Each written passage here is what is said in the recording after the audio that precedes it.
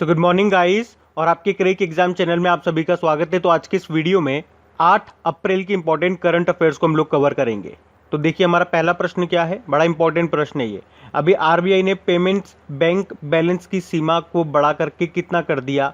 तो आंसर होगा 2 लाख रुपए। तो अभी आरबीआई ने पेमेंट बैंक्स के खाता धारकों यानी कि अकाउंट होल्डर्स के लिए end of the day balance को बढ़ा करके 2 लाख रुपए कर दिया, जिसकी पहले लिमिट कितनी थी? 1 लाख रुपए थी। देखो ये जो पेमेंट बैंक्स हैं इनको खोलने की ज़रूरत क्यों पड़ी? तो लोगों को बैंकिंग क्षेत्र से जोड़ने के लिए, ग्रामीण क्षेत्र में जो लोग हैं जो बैंकिंग क्षेत्र से अभी तक नहीं जुड़े हैं, उनको बैंकिंग क्षेत्र से जोड़ने के लिए पेमेंट बैंक खोले गए। और कुछ इनकी लिमिट होती है। क्या क्या लिमिट है? जैसे कि हमने कहा आप इसमें सेविंग अकाउंट, करंट अकाउंट को खोल सकते हो, लेकिन पहले इसमें लिमिट थी कि आप इसमें 1 लाख रुपए तक ही जमा कर सकते थे, लेकिन अब उस लिमिट को बढ़ाकर कितना कर दिया? 2 लाख रुपए कर दिया। यहाँ से आप लोन नहीं ले सकते हो, क्रेडिट कार्ड नहीं मिलेगा आपको, यहाँ पे फिक्स डिपॉजिट नहीं हो सकता है यहाँ पे। तो ये पेमेंट बैंक्स की कुछ इंपॉर्टेंट लिमिटेशंस हैं, ये आपको ध्यान रखनी है। और ये क्वेश्चन तो मोस्ट इंपॉर्टेंट रहेगा, इसको याद रखना आप, एग्जाम में आएगा, देखना ये प्रश्न, लिमिट आपसे पूछी जाएगी। अब यहाँ पे बात आरबीआई की है तो उसके बारे में जान लो। देखो आरबीआई की स्थापना हुई थी 1 अप्रैल 1935 को। हेडक्वार्टर इसका मुंबई में है। इसके गवर्नर कौन है वर्तमान में? शक्तिकांत दास हैं, जो कि 25वें नंबर के गवर्नर है। और 2 गवर्नर के नाम और याद रखो आप। पहले ब्रिटिश गवर्नर ऑसबॉर्न स्मिथ थे, पहले इंडियन गवर्नर सीडी देशमुख थे। और पूर्व गवर्नर का नाम भी याद रखो, उर्जित पटेल है। और अभी इनका नाम 2 कारण से न्यूज़ में था। एक तो इन्होंने बुक लिखी है overdraft saving the Indian saver नाम से, और अभी इनको ब्रिटानिया के एडिशनल डायरेक्टर के रूप में अपॉइंट किया गया अगले 5 साल के लिए। उसके अलावा पूर्व डायरेक्टर जनरल है विरल आचार्य। अभी इनका नाम भी न्यूज़ में था क्योंकि इन्होंने अभी एक बुक लिखी थी जिसका नाम था for restoring financial stability in India. और आरबीआई के सबसे कम समय तक जो गवर्नर रहे थे अमिताभ घोष, इनका भी निधन हो गया। मात्र 21 दिन के लिए ये गवर्नर थे, 16वें नंबर के गवर्नर थे ये। और देखो आरबीआई में 4 डेप्यूटी गवर्नर होते हैं, और अभी इसके एक डेप्यूटी गवर्नर रिटायर्ड हो गए जिनका नाम है बीपी कानूनगो। बाकी 3 बच्चे हैं जिनके नाम है एम राजेश्वर राव, एम के जैन और माइकल देवव्रत पात्रा। उसके अलावा आरबीआई ने रिजर्व बैंक इनोवेशन हब का पहला अध्यक्ष नियुक्त किया था के गोपाल कृष्णन को। और ट्विटर पर 10 लाख फॉलोअर्स को पार करने वाला ये दुनिया का पहला सेंट्रल बैंक बना आरबीआई। और अभी आरबीआई के पूर्व डेप्यूटी गवर्नर थे केसी चक्रवर्ती, उनका भी निधन हो गया। तो ये भी याद रखना। बढ़ते हैं आगे। और हाँ गाइज, इंडिया के टॉप बैंक एडुकेटर्स एक बार फिर अनअकैडमी पर आपके लिए ला रहे हैं कुछ टॉप एंड अल्टीमेट बैचेस। तो अनअकैडमी का हर बैच कंडक्ट किया जाता है आपकी बैंक की हर परीक्षा की तैयारी को और भी ज़्यादा मजबूत करने के लिए। और ये सभी बैचेस आपको मिलेंगे अनअकैडमी पर, जहाँ पर आप अपने फेवरेट टीचर के साथ अपने घर से अपने पर्सनल शेड्यूल के हिसाब से पढ़ सकते हैं। तो अनअकैडमी की हर क्लास आप लाइव नहीं तो बाद में रिकॉर्डेड सेशन के द्वारा भी अटेंड कर सकते हैं। अगर आप चाहें तो क्लास को डाउनलोड करके ऑफलाइन भी देख सकते हैं। और आप लाइव क्लास में आस्क अ डाउट फीचर के द्वारा टीचर से अपने डाउट भी क्लियर करा सकते हैं। आप लाइव क्विजेस और टेस्ट सेशन भी अटेंड कर सकते हैं, जहां पर आपको अपनी लाइव रैंकिंग भी देखने को मिलेगी। तो अनअकैडमी पर टोटल 12+ लैंग्वेजेस में क्लासेस कंडक्ट होती है। आप अपनी फेवरेट भाषा में क्लास अटेंड कर सकते हैं, आप अपनी टीचर के साथ इंटरेक्ट कर सकते हैं और लाइव पोल में पार्ट ले सकते हैं। ये सभी फीचर आपको मिलेंगे एक ही प्लेटफॉर्म पर, एक ही सब्सक्रिप्शन के साथ। तो आप आज ही सब्सक्राइब करें अनअकैडमी पर और इन सभी बेनिफिट्स का लाभ उठाइए। देखिए अगर आप मेरा कोड जो है क्रेक एग्जाम 10 उसे यूज़ करेंगे तो आपको एडिशनल 10% का डिस्काउंट भी मिलेगा। और आपको सभी बैचेस की लिंक और सब्सक्रिप्शन ये सब नीचे डिस्क्रिप्शन में मिल जाएगा। तो अभी हम बढ़ते हैं आगे। फिर बताइए हाल ही में राजस्व सचिव के रूप में किसे नियुक्त किया गया? तो आंसर होगा तरुण बजाज को। तो अभी तक आर्थिक मामलों के सचिव थे ये तरुण बजाज। और वैसे आपको याद भी होगा फरवरी में हम लोगों ने पढ़ा था कि राजस्व विभाग के जो सचिव हैं अजय भूषण पांडे, वो रिटायर्ड हो गए थे। तो तरुण बजाज को राजस्व विभाग का अतिरिक्त प्रभार एडिशनल चार्जेस दिया गया था, पर अभी तरुण बजाज को परमानेंट राजस्व सचिव बना दिया गया है। तो इनका नाम आपको ध्यान रखना है। और अजय सेठ का नाम भी याद रखना, क्योंकि अब ये होंगे नए आर्थिक मामलों के सचिव और ये तरुण बजाज की जगह लेंगे। बात आपको समझ में आ रही है? आर्थिक मामलों के सचिव थे अभी तक तरुण बजाज, जो अब बन गए हैं राजस्व सचिव। और अब आर्थिक मामलों के सचिव कौन बन गए हैं? अजय सेठ बन गए हैं। बाकी आदिल जैनुल भाई क्षमता निर्माण आयोग कैपेसिटी बिल्डिंग कमीशन के नए अध्यक्ष बने, और सुभाष कुमार ओएनजीसी के सीएमडी का अतिरिक्त प्रभार मिला इनको, एडिशनल चार्जेस। बढ़ते आगे। फिर बताइए अभी हाल ही में वीवो ने किसे अपना ब्रांड एम्बेसडर बनाया है? तो आंसर होगा विराट कोहली को। तो चाइनीज स्मार्टफोन कंपनी है वीवो, जिसने अभी विराट कोहली को अपना ब्रांड एम्बेसडर बनाया है। आपको याद होगा अभी विराट कोहली ये डिजिट इंश्योरेंस के भी ब्रांड एम्बेसडर बने थे। बाकी रोहित शर्मा ग्लेनमार्क फार्मा के ब्रांड एम्बेसडर बने, राणा दुग्गुवती सीएट टायर्स के बने थे, और कार्तिक आर्यन पेप्सिको इंडिया का एक चिप्स ब्रांड है डोरिटोस, उसके ये ब्रांड एम्बेसडर बने थे। तो यहाँ से विराट कोहली का नाम याद रखना, वी से विराट कोहली, वी से वीवो। बढ़ते आगे। फिर देखिए हाल ही में संकल्प से सिद्धि पहल को किसने लॉन्च किया? तो आंसर होगा ट्राइफेड ने। तो अभी जनजातीय मामलों के तहत संचालित ट्राइफेड यानी कि tribal cooperative marketing federation of India ने अभी हाल ही में संकल्प से सिद्धि पहल को शुरू किया है। एक्चुअल में ये 100 दिनों का अभियान है, और इस अभियान का मुख्य उद्देश्य है आदिवासी गांव में स्थित वन धन विकास केंद्रों को सक्रिय करना, एक्टिव करना, और वन धन विकास केंद्रों में जनजातीय आबादी के लिए क्षमता निर्माण प्रशिक्षण को प्रदान करना। तो इस संकल्प से सिद्धि पहल का लक्ष्य क्या है? 100 दिनों में भारत के 1500 गांवों को कवर करना।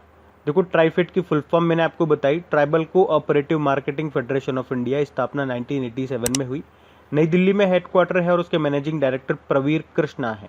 बढ़ते आगे। फिर अगला प्रश्न बुक से है कि सिनेमा थ्रू रासा, ये जो बुक है इसको किसने लिखा है, इसके लेखक कौन है? तो आंसर होगा प्रचंड प्रवीर, जिन्होंने लिखी है ये बुक, जिसका नाम है सिनेमा थ्रू रासा। बाकी Gulab Kothari Manas our behaviour truth untruth नाम की बुक को लिखा था। डॉक्टर कन्हैया सिंह काली मिट्टी पर पारे की रेखा नाम की बुक को लिखा, और Rajiv Malhotra artificial intelligence and the future of power नाम की बुक को लिखा था राजीव मल्होत्रा ने। बढ़ते आगे। फिर अभी हाल ही में किसने sports star decade of the year का अवार्ड जीता है? तो आंसर होगा एमसी मैरी कॉम ने। तो अभी हाल ही में 6 बार की boxing world champion MC Mary Kom ने sports star SS joint of the decade संस्करण में sports star of the decade award जीता है।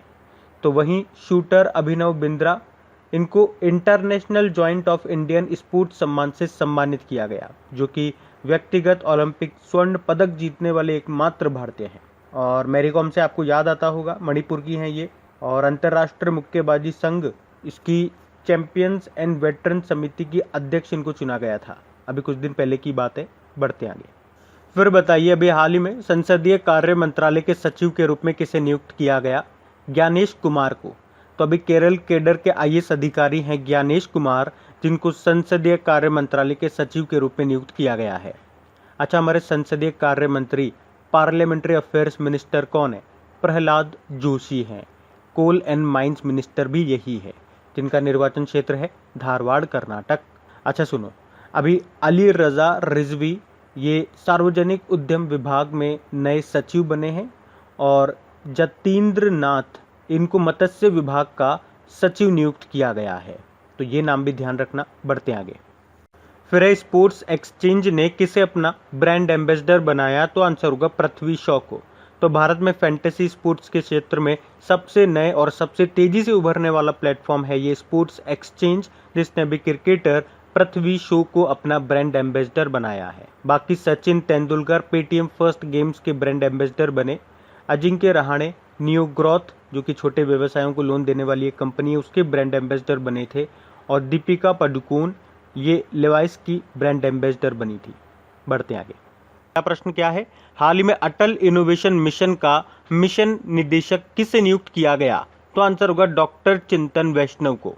तो अभी प्रसिद्ध सामाजिक प्रौद्योगिकी हैं ये डॉक्टर चिंतन वैष्णव, जिनको नीति आयोग के तहत सरकार की प्रमुख पहल अटल इनोवेशन मिशन का मिशन निदेशक नियुक्त किया गया है। और ये डॉक्टर चिंतन वैष्णव रामनाथन रमनन का स्थान लेंगे।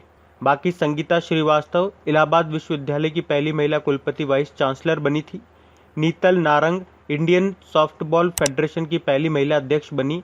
और Ajay Mathur international solar alliance के अगले डायरेक्टर जनरल इनको नियुक्त किया गया। तो इस प्रश्न से डॉक्टर चिंतन वैष्णव का नाम याद रखना। बढ़ते आगे। फिर है हाल ही में जारी फोर्ब्स की वर्ल्ड बिलियनियर्स लिस्ट में टॉप पर कौन है? आंसर होगा जेफ बेजोस। तो तो अमेजन के संस्थापक जेफ बेजोस ये फोर्ब्स की वार्षिक वर्ल्ड बिलियनियर्स लिस्ट में लगातार चौथे साल टॉप पर बने रहे। सेकंड नंबर पे टेस्ला के एलन मस्क हैं और भारत के जो सबसे अमीर व्यक्ति हैं मुकेश अंबानी, वो इस लिस्ट में 10वें स्थान पर हैं और एशिया के सबसे अमीर व्यक्ति भी हैं वो अकॉर्डिंग टू फोर्ब्स, और ये इस लिस्ट का 35वां संस्करण है, तो ये ध्यान रखना। बढ़ते आगे।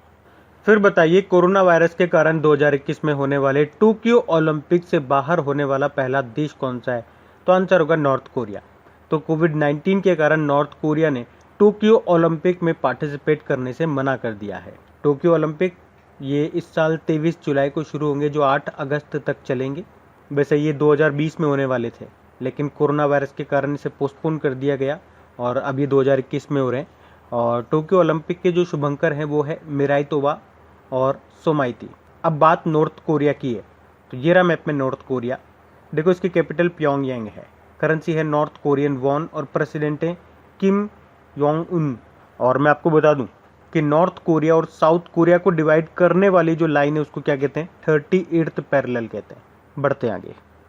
फिर इंटरनेशनल मॉनेटरी फंड ने वित्त वर्ष फाइनेंशियल ईयर 2021-22 के लिए भारत की जीडीपी ग्रोथ रेट कितना रहने का अनुमान लगाया? 12.5%, जबकि फाइनेंशियल ईयर 2022-23 के लिए 6.9% रहने का अनुमान लगाया। इंटरनेशनल मॉनेटरी फंड स्थापना 1945 में हुई। वॉशिंगटन डीसी में हेडक्वार्टर है। मैनेजिंग डायरेक्टर क्रिस्टलिना जॉर्जिवा है और इसकी चीफ इकोनॉमिस्ट हैं गीता गोपीनाथ। तो अब बात करेंगे कल के वीडियो में पूछे गए प्रश्न के उत्तर की। कल के वीडियो में आपसे पूछा था भारत के नए मुख्य चुनाव आयुक्त कौन बन गए? सुशील चंद्रा 24 नंबर के हैं। सुनील अरोड़ा की जगह ली है इन्होंने, जो कि 23वें नंबर के थे। आप सभी ने प्रश्न का बिल्कुल सही उत्तर दिया है। और गाइज, अगर सेशन अच्छा लगा हो इसे लाइक ज़रूर करना और अपने दोस्तों के साथ में इसे शेयर ज़रूर करना।